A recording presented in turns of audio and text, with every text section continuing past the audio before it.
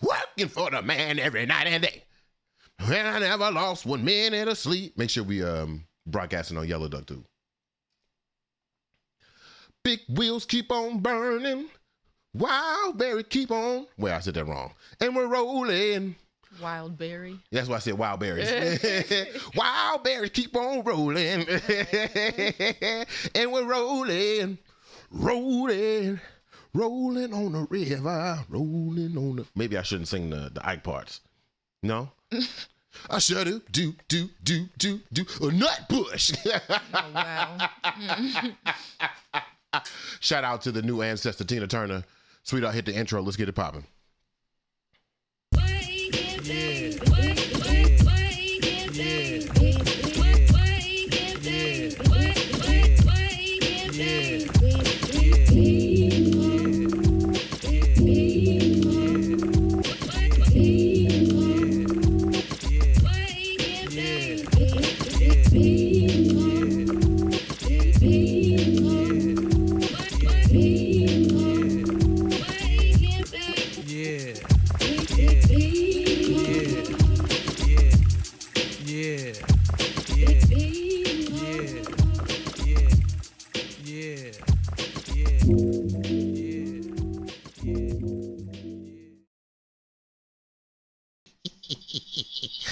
Every time I hear them chords at the end of the song, I think about how I used to be on this piano every once in a while and playing some chords. I got to find them clips, man.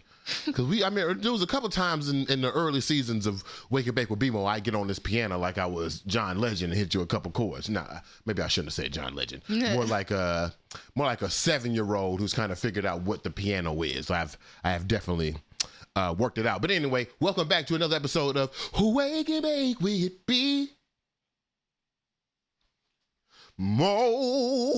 Yeah. This is your Solution Baked podcast, an opportunity to discover the new blueprints of what's happening in black culture through black culture. Although we are not, you know what I'm saying? If you're not black, I guess you could watch the show. I guess you could try to, this would be your early edge and gentrification and trying to figure out what the fuck's going on with black folks so you can steal it. But either case, you know what I'm saying? It's a good source. Welcome back to the show. Make sure we're saying good morning to the gravity of my celestial planet. What? That is the lady of the house, the one who is holding me down, yet allowing me to fly. Good morning, lady of the house. Good morning, sweetheart. How you feel? Pretty good. How you feel? You know, it's Thursday. I'm very excited. We have some great things we want to talk about this morning. We have our Paul Robeson Negro of the Week, which it should be obvious that it'll be Tina Turner. We also have a part 2, well, actually part 1 of a part 2 conversation. We had part 2 on Tuesday. I should stop saying that, just call that part 1. But in my mind, it's part 2. We have the solution to the death of Afrofuturism. We want to talk about that a little later. But the first thing we want to talk about this morning is something that that follows the thesis, per se, of Wake and Bake with BeMo. Season 4, as we are going to discover more about race today as we try to discover, I think I've made a groundbreaking, sweetheart, I think I have made a groundbreaking discovery in racial assets. This morning on Wake and Bake with BeMo, I would like to announce that we have found the WhiteNWord. I know white people have been looking for it for centuries. We found it right here on Wake and Bake with BeMo. We'll get to that. But first, we want to thank our sponsors and our presenters. As always, we want to thank the Washington Informer Bridge, WIBridgeDC.com, or at WIBridgeDC on all social media platforms. We want to thank them for sponsoring us and holding us down. It's really a pleasure to be a part of the black press, as Joe Biden said. The black press is usually the most brave outlets that's happening in news. So to be a part of that legacy, to be a part of that system within the bridge is something I'm very proud of, so we appreciate that. And in celebration of appreciating that, let's see what the Prince got to say. We bring you art. We bring you culture. We bring you entertainment. We bring you sports. We bring you all things DMV. Welcome to What's Going On, DC.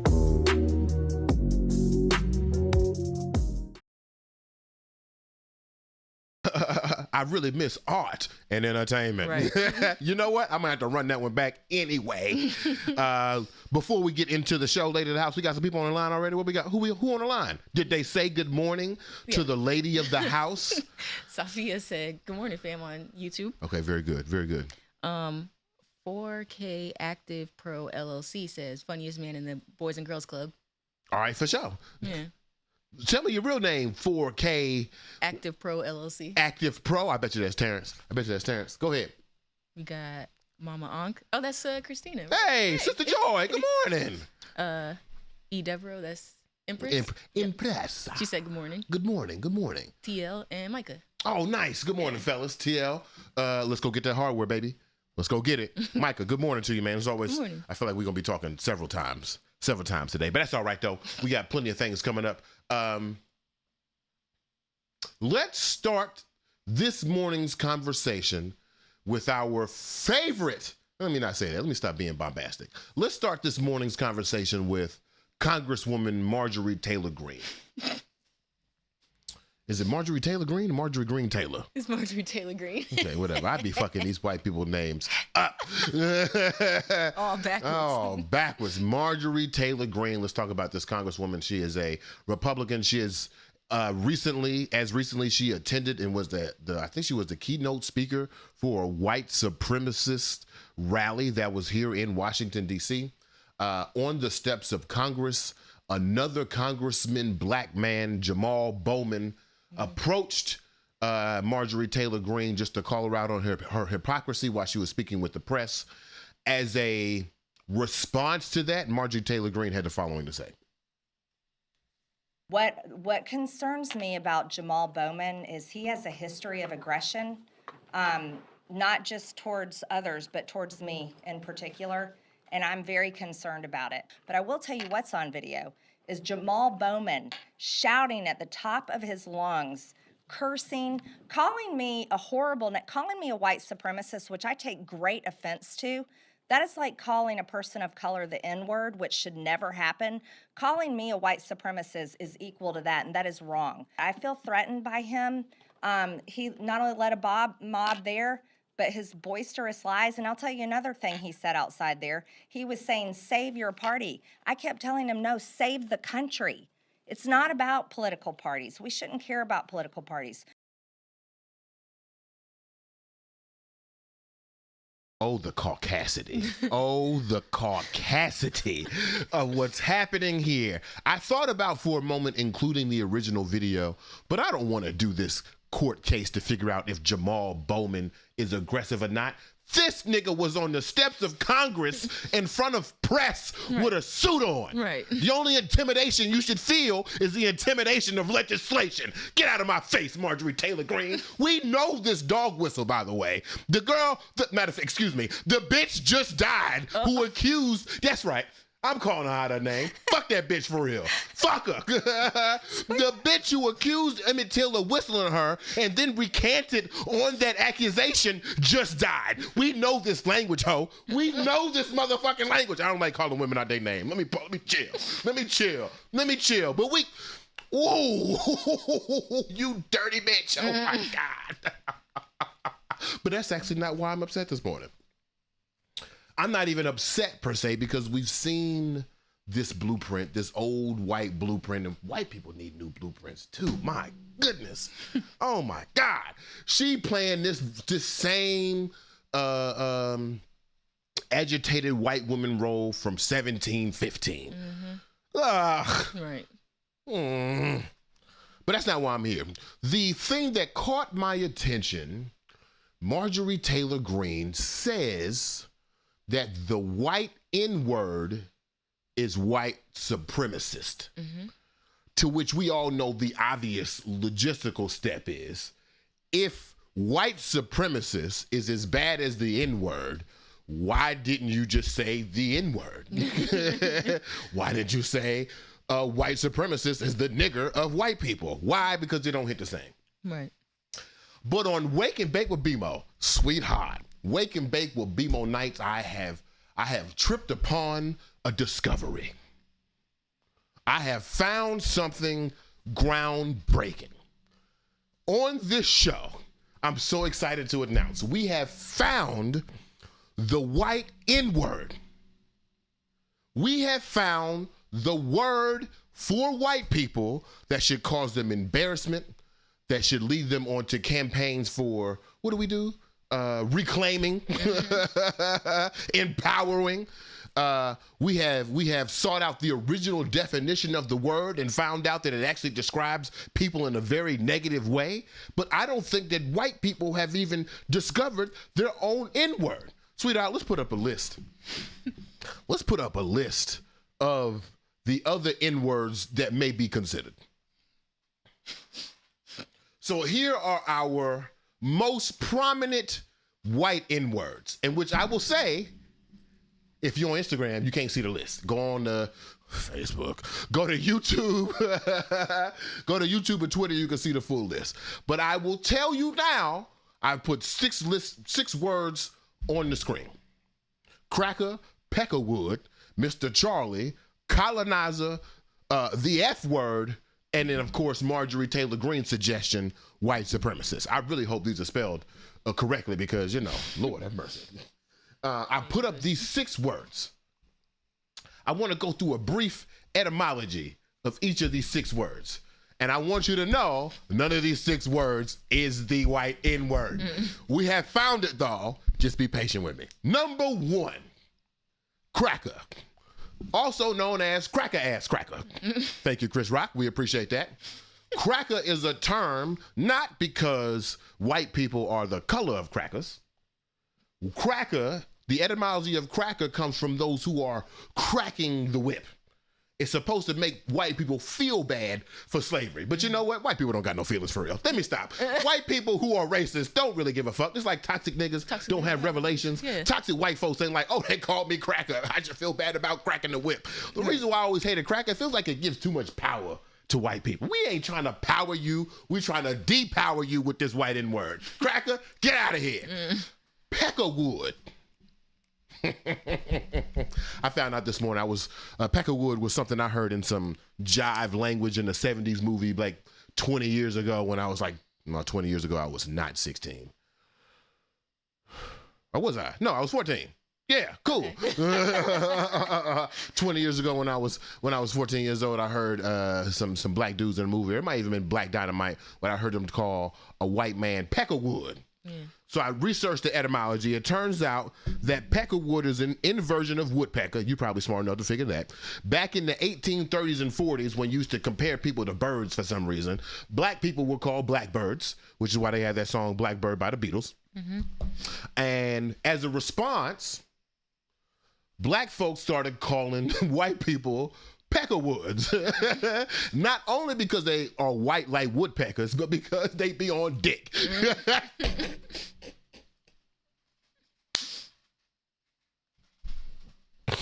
Too many steps, though. Sorry, Peckerwood. Too many steps to get to the offense. And I don't know if white people are really offended by bird names. Just to be honest with you, I'm not offended by a bird name. Blackbird is a beautiful song by the Beatles, by the way. Number 3, Mr. Charlie.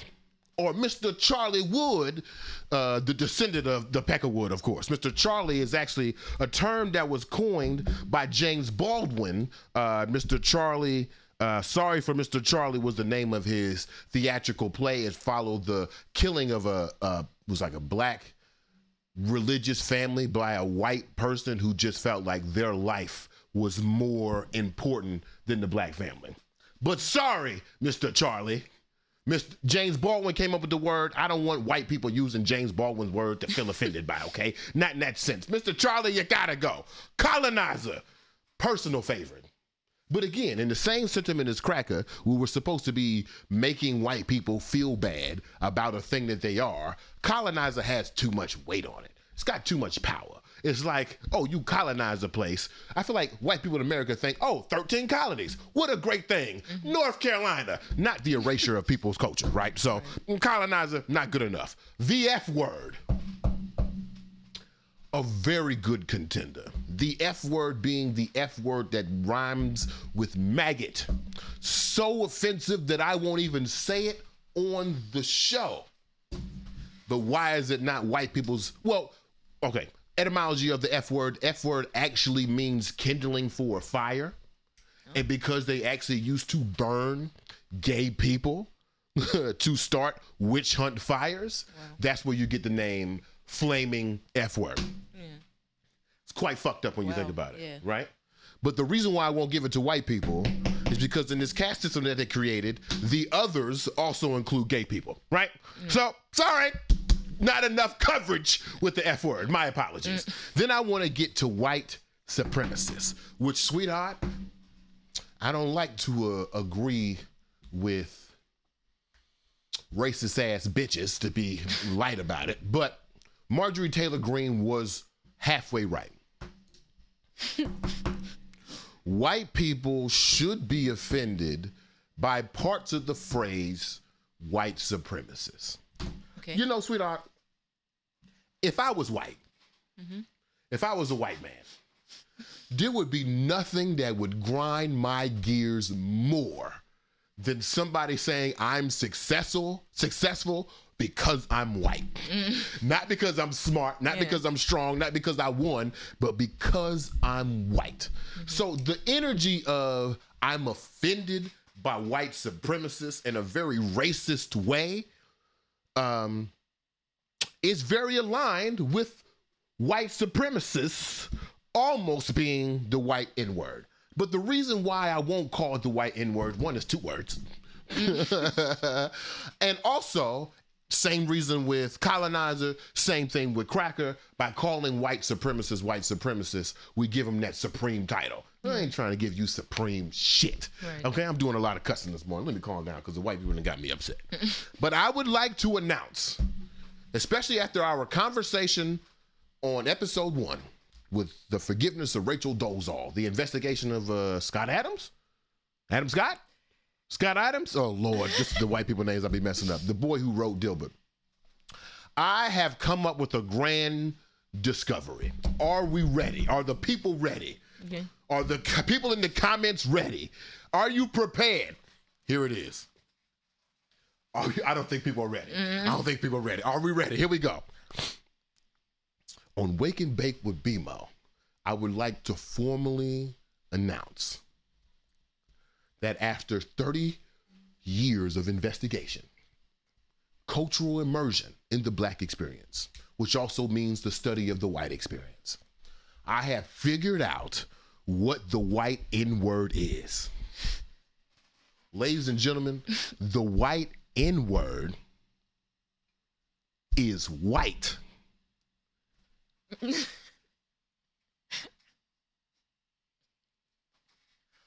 The word that should offend white people the most, the one that should get you out of your seats, the ones that should actually have you reclaiming your skills and your pathways to liberation, the word that should offend white people most is white. Why? Because you're not. You are not white. Yeah. You created a system, and by you I mean the generalness of whiteness, your white ancestors per se. They created a system that gave you power because they didn't want the more powerful people to be in control. So they handicapped you. Instead of having you compete to see if you would be the best, in order to see if your morals could match, in order to see if your commerce would stay the same, your philosophies will remain intact, you destroyed another class and called yourself pure. Called yourself without color, without flavor, without sustenance, a parasite upon culture. You called yourself white and then stood by it. Why? Do you know how trash it is to be flavorless? You know how, if I was white, you know how upset I would be every time I heard another white girl rapping? Oh my God. You don't know no folk? But I can't even give you folk because banjo came from Africa. Right. So oh my God. Every time a black person said white to me and I was a white person, I would be so fucking offended. I have culture. Right. I thought my people were German or Nova Scotian or Irish or whatever the fuck it is. Yeah. But you created a term that made an umbrella so that we could all treat you one way. And now the paradigm is beginning to shift. I'm not saying it's fully shift, but if white people had 100% control in 1619, they got about 93% control now. The motherfucker is flipping on you. And the thing that you could use to defend yourself, you didn't make. You purposely discarded everything that could make culture in your culture. You separated it from yourself intentionally and then had the nerve to call yourself white, and you're sticking by it. And since, I don't even know when white became a thing, but just say since 1619, niggas have been calling you white in your face. And you're not offended. You are more offended at the complicated term that puts you in a place of position, but not at the very simple term of being white. You are not white. You are German. You are Nova Scotian. You are from the Caucasus Mountains. Just like I am not just black. Right. But guess who deleted the records though? Yo dumbass. Oh my God. What a wonderful discovery. So Wake and Bake with BeMo Nights. I am trying to start a movement. If we can, here's the sneaky blueprint right here. If we can convince white people that they aren't white, what would that do for the social caste? If the inventors and perpetuators, even when they don't even know they're doing it, if they can come to terms that the most offensive thing that they could be is white, I don't know. I don't know. If this shit go viral and white people feel like, hey, wait a minute. Yeah, that's fucked up. Don't call me white. Call me Brandon or whatever the fuck your name is. That's all I got to say on that. We got any comments? Oh, what are your thoughts, sweetheart, before we get to the comments? What are your thoughts? I've been playing with this idea in front of you for the last week or so. But what are your thoughts? White as the white N-word. No, I feel you, because when you think about it, for all intents and purposes, this country was supposed to be a melting pot, you know? An amalgamation of a whole bunch of different cultures. So for y'all to just be nothing. Right. I don't know about you, sweetheart, but when I'm making food and I add a whole bunch of stuff, if it come out bland, I've done something wrong. Right. Ain't no way you can add a whole bunch of seasoning and it come out tasteless, flavorless, right. cultureless. Yeah. What are the thoughts? We got some comments? Any comments in front of people? Let's see. Donovan said, oop. Wake me up! Empress said, roll on the floor laughing, LMAO. Christina said, culture bandits. And then Empress said, I mean, you are 100% not wrong. And then Christina said, it would have to start with the writing. With the writing? What you mean? I got to write it down? I had to get an article in the Times. That's what I need. I need a front page article. New discovery. White people's N-word is white. Blow America's mind. Oh, man. All right, we're going to take a quick break. Before we take a quick break, please, y'all. My birthday was yesterday. Had a lot of people sign up for the newsletter. If you're watching right now, hit the like button, hit the subscribe button, do everything that you can to be involved with the show, support the show, get into the algorithm, whatever. But also go to bmobrown.substack.com to make sure that you are part of the new Blueprint movement, okay? When I publish this newsletter about the discovery of white being the white N-word, I'm going to need your support. Okay, I'm going to need you to quote it. I'm going to need you to tweet it. I'm going to need you to put it out. But in order to do that, you got to be a part of the new Blueprint newsletter. So the Lady House is putting down the lower third how you get involved. BeMoBrown.substack.com. It won't be up there long because we are getting ready to go into our little break. We have, like we've been having, we have a great music video from my man Nomad the Native Creative. Nomad the Man. It's the native. Nomad the Native. We have a music video for him, the Antisocial Social Club, shot right here in Washington, D.C. at the Small Wooden Box. Make sure y'all go check that out. Nomad the Native on all social media platforms. And we'll be right back with more Wake and Ache with BeMo. About to roll this blunt so we can watch this music video and read the comments. Yeah.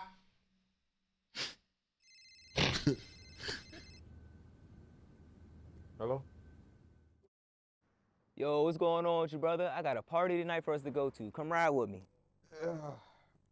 Nah, I'm gonna just kick it in the crib tonight. Nigga, you always do this shit, yo. Come ride with me to this party. You always ask the same question, but the answer don't change, so I'm gonna just catch you next time. We good, bro. Check it. Either you come with me to this party, I'm gonna bring the party to you. Good luck, nigga. My door is locked. Oh, this motherfucker done hung up on me.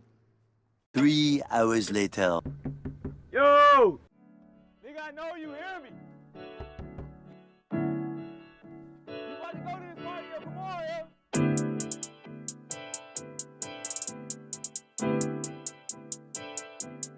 I'ma join the Antisocial Social Club. Hit my phone, you know what's up. Drinking late and everybody know the shit.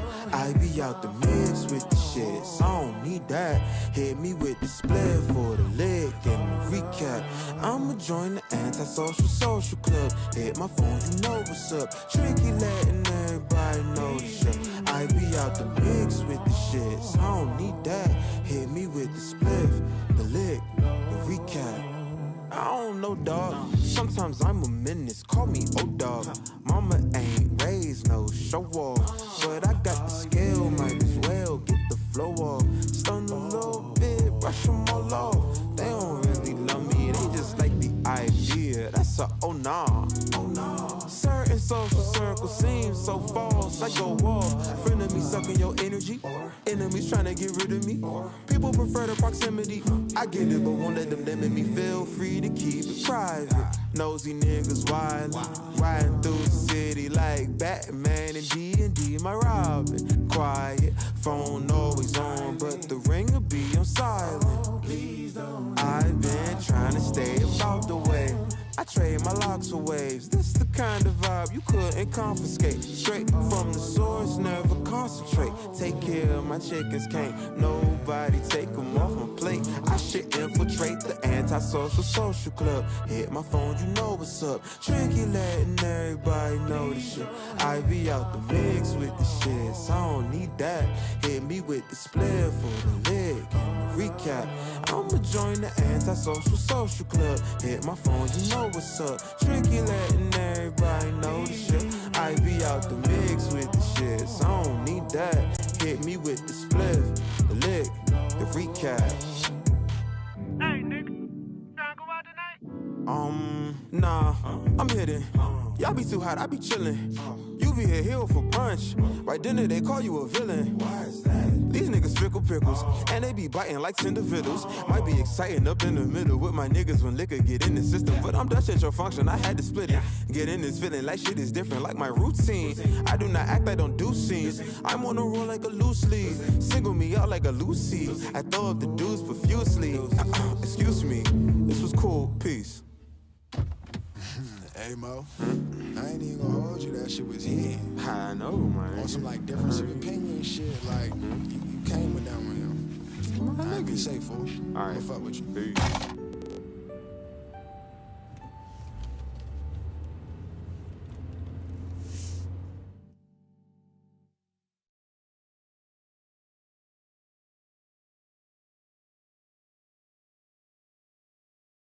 I'ma join the Antisocial Social Club. Hit my phone, you know what's up. We can I don't know no lyrics. Hit me with the split, the recap. That's all I know. Yo, every time I watch stuff, I love a good music video where like it clearly explains the story of what's going on. Like it don't have to be too complicated, although complicated music videos are good. I love that video, Nomad the Native. We're gonna run that for a couple more weeks. If you are interested in having your content play at the intermission, just let us know. Hit me in the DMs. We can figure out a way to get it done. You know, there might be a charge, there might not be a charge. I'm not in although I need to be, because when we were really rolling, the show was actually very self-sustainable. In this moment, I'm not in a space where like, oh, let's get a whole bunch of sponsors again. Like let's get our I-71s back popping. Like, I don't know.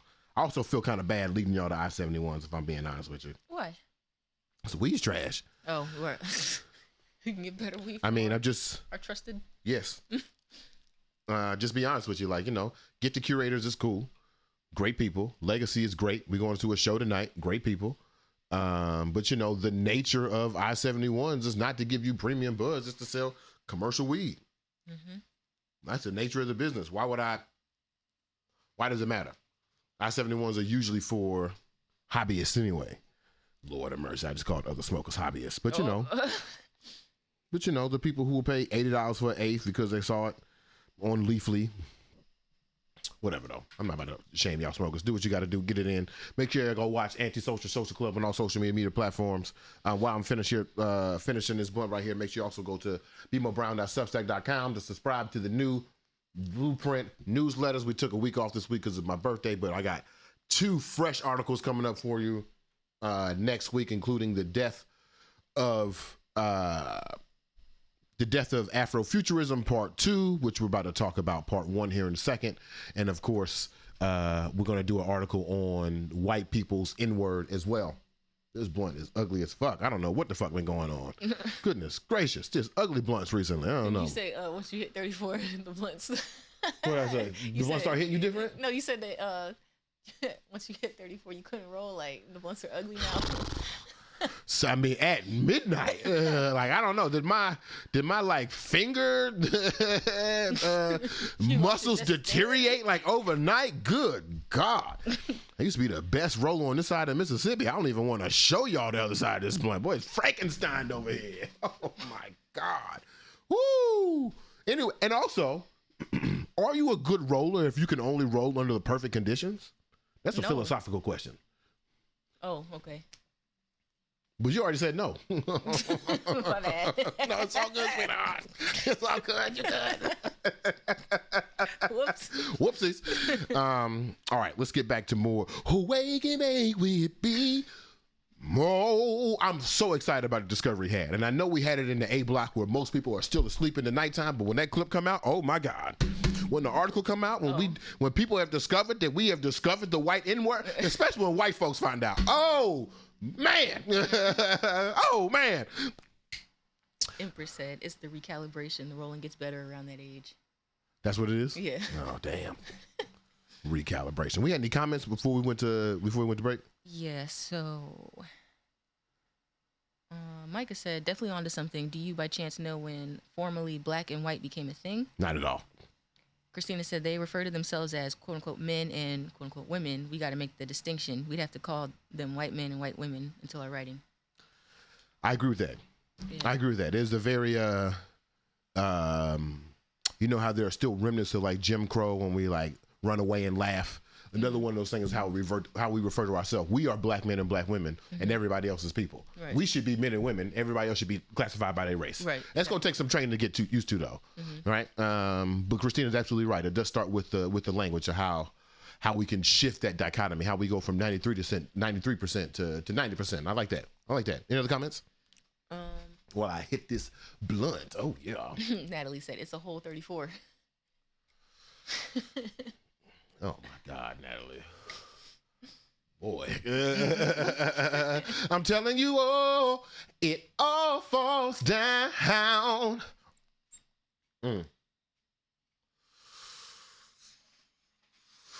Let's get back to the show. I did a big, I forgot what's coming up next though. What I got coming up next? I got two topics. Is it, the future. Oh, yeah. We have the solution to the death of the Afro future. That's something we definitely want to talk about. And the other one was Tina Turner. Let's get to it. Let's get to our Paul Robeson Negro of the Week Award. This is your first time. The Paul Robeson Negro of the Week Award goes to the loudest and most dangerous Negro on the planet. Okay? These are for the people who are doing extraordinary things and like really crafting new blueprints and executing new blueprints in real life. So much to the fact that like I can be proud of you for a little while. Now we've had some. Maybe I have to go back and demerit some of these Paul Robeson Negroes of the week, because Deion Sanders, I don't know what happened to you, baby. Wallow, I don't know what happened to you, baby. But something happened, man. We maybe you didn't get the flowers from the Paul Robeson Negro of the week because y'all niggas went white and left. But that's all right. This week's Paul Robeson Negro of the week is someone that we lost very recently at 83 years old. I think it was announced yesterday that Tina Turner has passed away after struggling with illness in the final, I think 2 or 3 years of her life. In 2021, she was inducted into the Rock and Roll Hall of Fame as an individual 30 years after she was inducted into the Rock and Roll Hall of Fame as part of the Ike Turner Band. So many things to say about Tina Turner. And to be honest with you, Tina Turner, her solo career exists in a time when we haven't truly recapped that history. And that's the 80s and the early 90s. My favorite stat is that Paula Abdul and Lionel Richie had the most #1 hits between 83 and 89 or 86 and 89 or something like that, but you don't hear about them niggas at all today. Why? Because the current cultural zeitgeist of what we consider to be history is, I think, at like 1975, 74, if we want to keep it tight. We haven't gotten to a place where we're truly recapping the 80s. The first movie that I could see that's the first modern movie that I could see that started to touch on the recap of the 80s was Straight Outta Compton, which I thought that would be the introduction. And we're starting to see that with, I think there was a Queen movie, there was an Elton John movie. Yeah. So we're starting to see that with our white folks. Black people started the trend, but we're starting to see that with white people as well. And they're going to do another movie about Tina Turner. We've seen the movie about Tina Turner in '93 that was about her survival.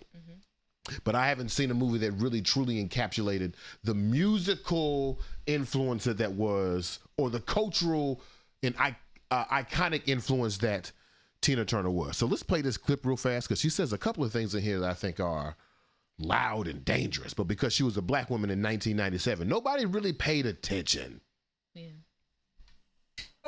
No, I have left America because my success was in another country. And my boyfriend was in another country.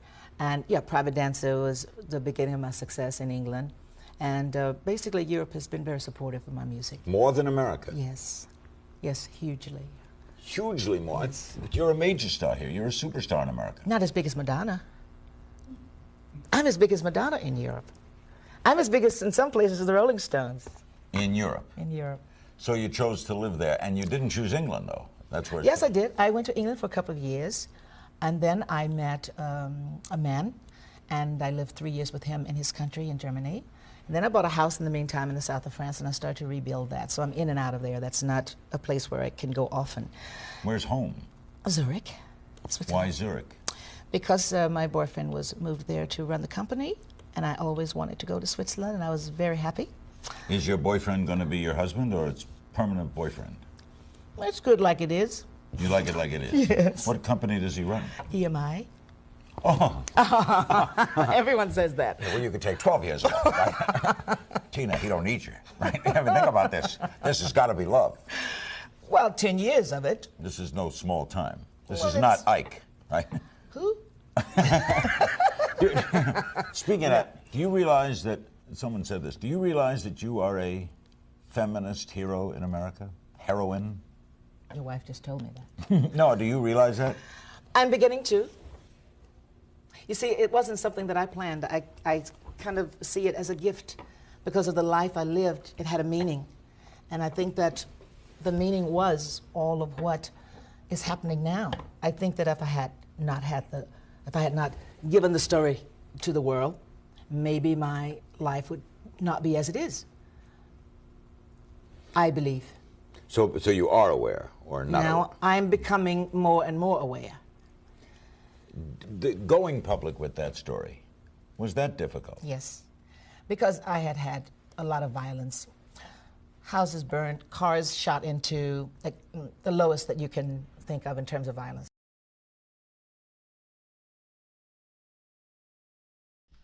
I think that interview was in 97. Yeah.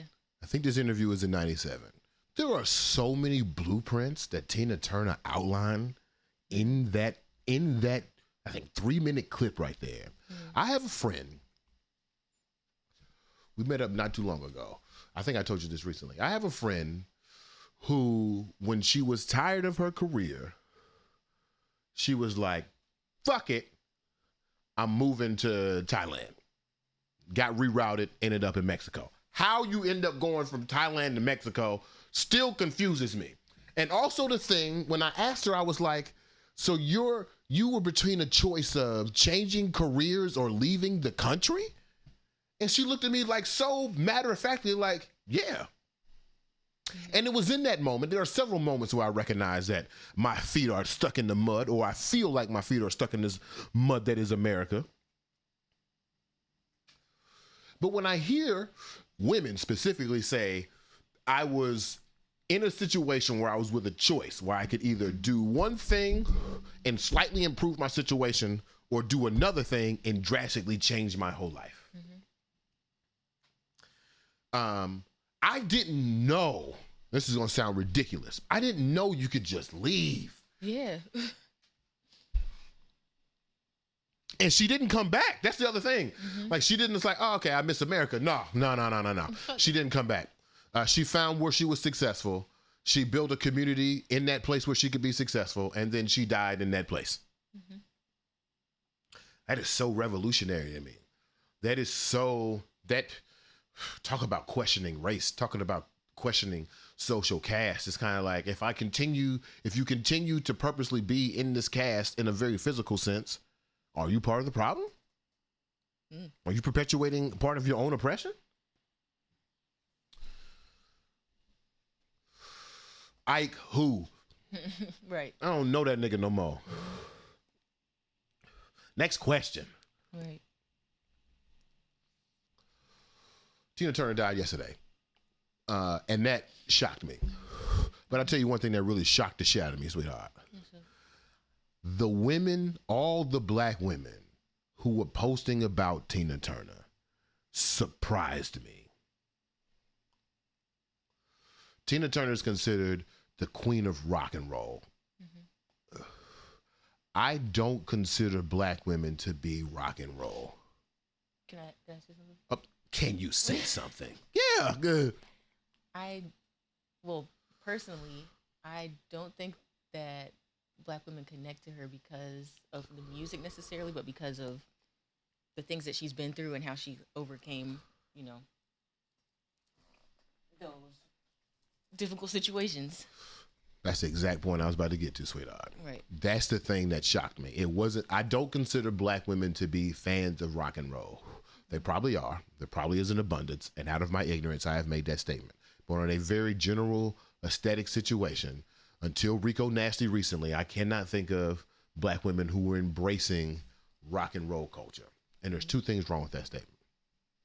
One, if Tina Turner is the queen of rock and roll, then I do understand rock and roll. Okay, yeah.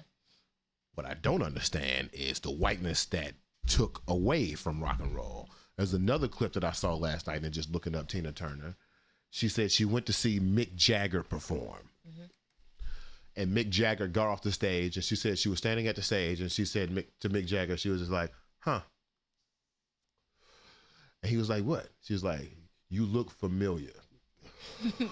Meaning to say, like, you're doing my act. Right, yeah. I just thought about his hair. Yeah. Mick Jagger is Tina Turner. That's hilarious. Right. The erratic movements, the shaking, the attempts to dance, the hair. Wow. Mick Jagger is Tina Turner. But in my head, when I made the statement of black women don't do rock and roll, the first thought I thought of was Mick Jagger, when it should have been damn Tina Turner. And, because I'm going to get to your point in a second.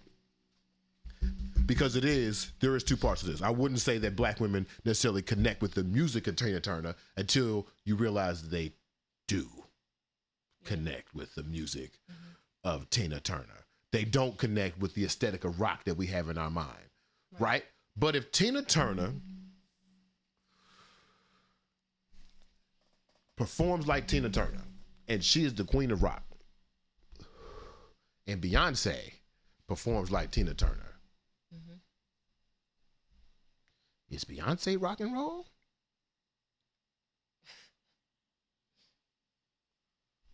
Have we only, the famous conversation of like, we put black people in black music. So like she's been in R&B, and then when she's not in R&B, they consider her pop. And pop is the white version, I suppose. But like, Mike, are you there? I need a music theorist and historian. Right? I'm just doing the math here. If a Tina Turner performance and music can sound very similar to the performance of a Beyonce, do I need to adjust my current working definition of rock and roll? Second part. Tina Turner was a winner. I learned this morning, divorces Ike, old story, whatever. I learned after she divorced Ike, when they said she only had her name, you know what I'm saying? In movies, when they say like, I can only give you this, they end up giving you like $50,000 somewhere, you know what I'm saying? You still making a little money, you still good. Tina Turner literally just had her name. Yeah. Baby was on food stamps. Yeah. And I've been on food. I know not only the lack of money that it takes to get on food stamps, I know that desperation. I know what it takes to call up to that office, get in that line, stand in that queue, do that little demeaning ass interview, and get these food stamps. For them to tell you this is what it costs for you to live on the state. For her to go from that to selling her catalog to BMG for $80 million the year before she died, come the fuck on. That is a hero. Someone who saw the American caste system, who saw that their success should have been greater, that they should have had the pathways of a Mick Jagger. They should have had the pathways of Aerosmith. They should have had the pathways of any of these white-led rock and roll bands that are doing Tina Turner, but it didn't happen. It happened somewhere else. So you know what? I'm not going to stay here out of loyalty to this land. I have no loyalty to this land. I have loyalty to the people who love me. And that goes beyond borders. So I'm going to take my ass to Zurich. I'm going to build this estate. I'm going to make my 80 mil, and I'm going to get up out of here. God bless Tina Turner. What a winner. Right. What a winner. Oh, my goodness. Give it up for anime. God damn it. Right. You did that shit. You did that. You did that. You did that. And I see why black women attach themselves to that story, feel a part of that story. When the Me Too movement was on and popping, because it done died off now, unfortunately. But when the Me Too movement was on and popping, and those of us who were enlightened to look around and realize that most of the women around us, if not all of the women around us, had been abused in some sort, it broke our hearts. It really did. The advanced class of that thought, if you look at all the women who were celebrating Tina Turner, know that at the core of them is a heartbreak as deep as Tina Turner's. Mm-hmm. That should also break your heart. Your contemporaries feel the same pain that Tina Turner felt and are using that energy today to move on to the next. That shit is so inspiring. So our Paul Robeson Negro of the Week and so forth. Tina Turner, we appreciate you. We got any comments, sweetheart? Oh, you got any thoughts on Tina Turner before we get to the comments? Ooh, I'm a little emotional, so not at the moment. Okay, for sure. What got some comments? Empress says she was the intro to rock and roll for a lot of us. She showed us that we are allowed to live in that space also. Yeah, true. I am LeVar Jones said, black people are music, all of it. Look at that. The previous Paul Robeson Negro of the Week, I don't even think he know. Right. The previous Paul Robeson Negro of the Week giving praise to the current Paul Robeson Negro of the Week. We are aligned.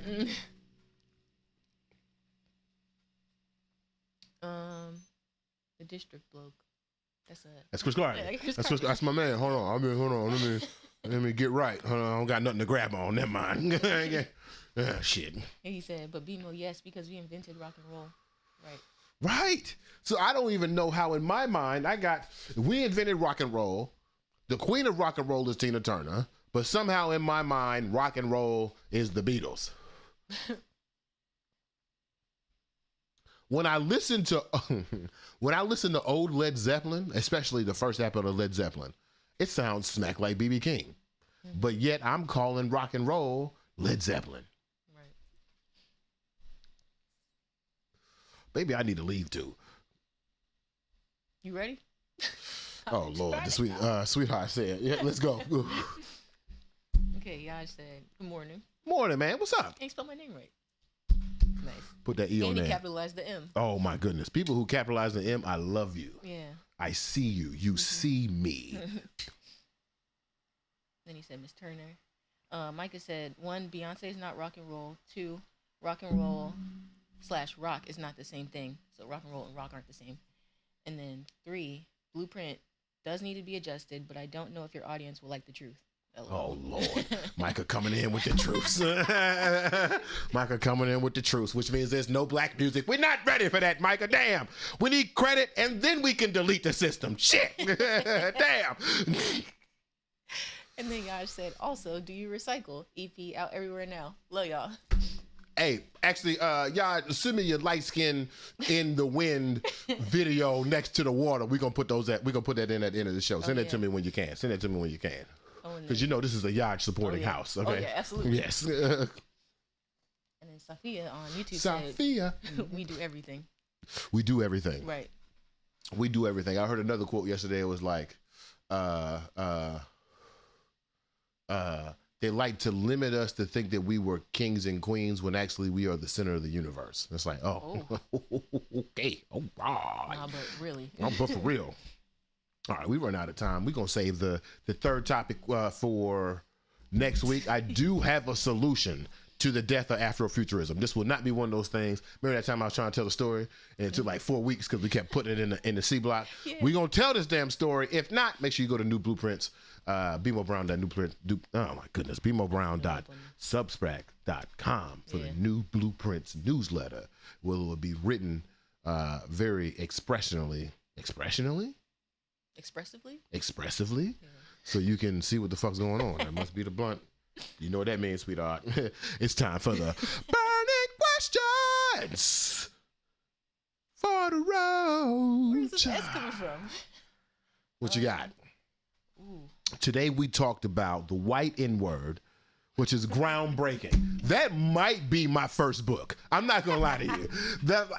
Second. The first book will be the Black Citizenship Test, which makes no sense, but it's still cool, whatever. And then the second will be, I found the WhiteNWord. And then we talked about the greatness and the emotional connection to Tina Turner. Or, you know what I'm saying, in the burning question, we could also have a conversation about the structure of the show. I don't know, whatever you want to talk about. It could be about anything. What's my favorite color? Okay. What you doing today? What's tomorrow? Now that you mention it, yeah, you say the structure of the show. Mm-hmm. I'm curious. Mm-hmm. This is for Wake and Bake with BeMo nights. Yeah. Also, is there anything you'd like to change about the current format, or? I'll give you some insights. What we were talking about, because we're very transparent. What we were talking about during the intermission was we noticed that viewership before the intermission was at one number, and then as soon as I announced the intermission, a lot of people jumped off. And then by the time we came back, where we at now? We're at like 7. Right. Yeah. So now we back at the number that we were before. And I'm pretty sure it's not the same people. Yeah. And I'm pretty sure that the nature of a morning show kind of takes into place. Like, you're not going to listen to the whole thing. I mean, come on. You on your way to work. You got to do some shit, man. Like, come on. Like, I get it. Unless you listen to the podcast, it's like, oh, yeah, I'm in here. Yeah. I want to know what's going on. So, yeah, are there things that we could reduce timing for, increase timing for? Do we need more graphics? We are on Facebook Live today, although my Facebook is terrible. So like I don't even care. But I just, like I told y'all before, the solution to insight insecurity is abundance. So I don't even really care what's going on over there, as long as it's up, I suppose, and I'll check on Facebook here in a moment. But yeah, what? Yeah. So the burning question for the road to the people? It's also for you. Oh, okay. What? Ask the question again. I'm sorry. Is there anything you'd like to change about the current format, or what would you like to see more of or less of? You know,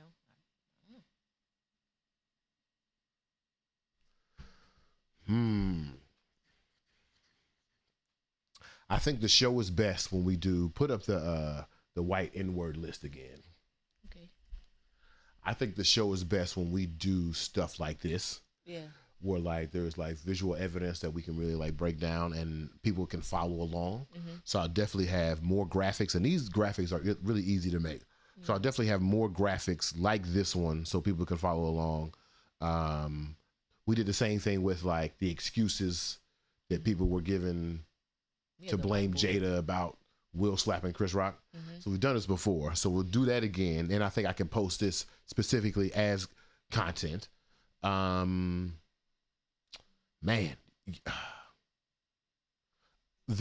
I love the actual show. Yeah. There are some ways that we want to integrate different live locations. I don't know if I told you this, but like I want to create a couple pitches to do live locations from barbershops, from studios.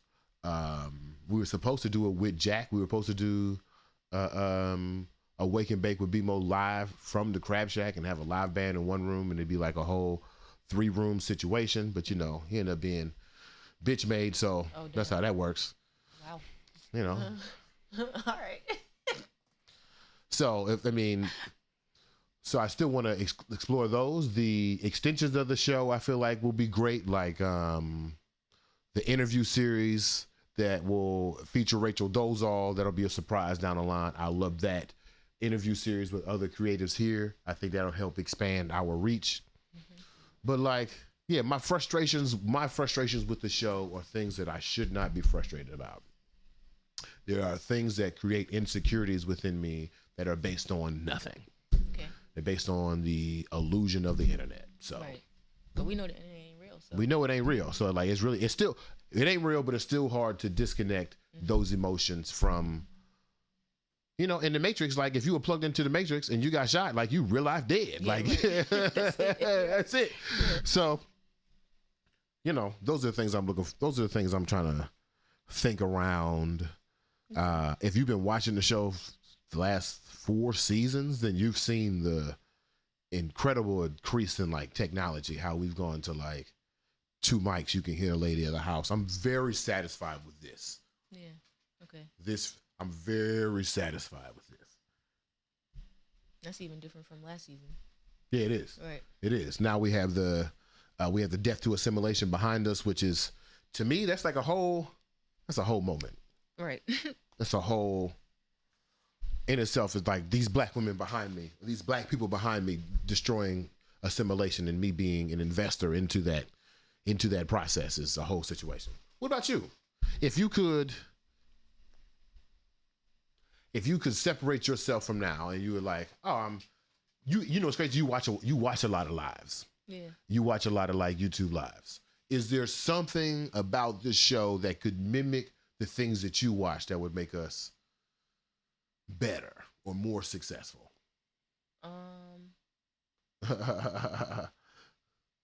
Well, I think I was going to say that maybe the use of visual aids. Yeah, I agree on that regard. But the lives I watch, they usually don't have a lot going on. It's usually just them talking for like an hour, sometimes 2, sometimes more. So I think it's really just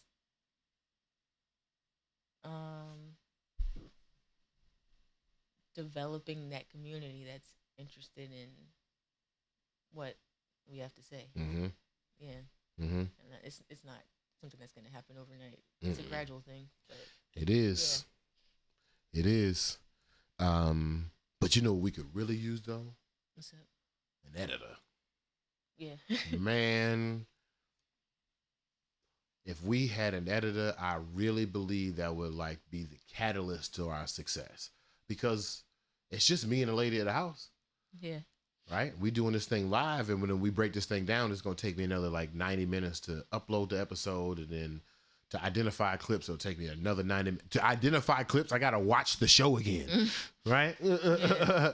Damn, I get tired of hearing me talk. But anyway, we got any answers from the people? I see Akila said, hey, Akila. Akila said on YouTube, she said, more picture-in-picture with the lady of the house. And I agree. I agree. More picture-in-picture. It's set up right now. I don't know if it's actually pointing at you. Yeah, I don't know either. I didn't check. And she also said a live band at BeMo Fest. Live band at BeMo Fest would be crazy. Yeah. The BeMo Fest. Wow. Any other comments? Any comments from the people on Instagram? Chris Cardi said happy birthday. Hey, appreciate you, man.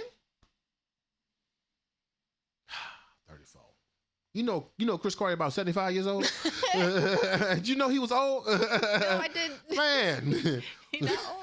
Yeah, Chris Cardi about to turn 45, man. No, I forgot how old he was for real. When he told me his age, I was like, shut up. That's crazy. Up, man. I had no idea. And then, or am I getting to the age where like people close to me are turning 40 and that's not old? Oh, fuck. I'm almost Tom's age. Damn. You are. Damn. Oh. The person you know, what is he? He's 47, right? Who?